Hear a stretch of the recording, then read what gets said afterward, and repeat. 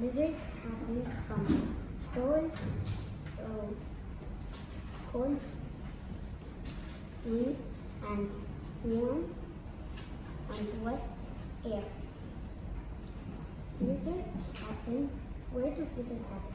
Blizzards happen in cold places like Canada and Russia. One of the worst blizzards in history was the Great White Hurricane of 1888. What would you do when blizzards happen?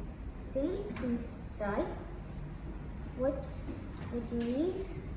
You would need food, clothes, and blankets, and such as more.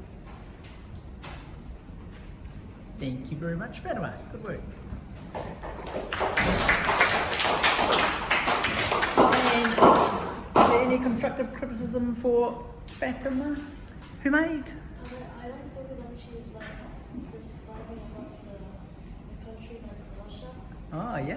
Yeah, so I think that she should like raise her voice or something.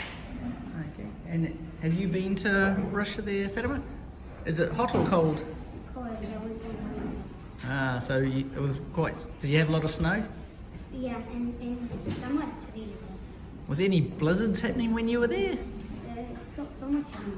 Yeah. And Excellent. All right. Thank you very much. Good work, Fatima.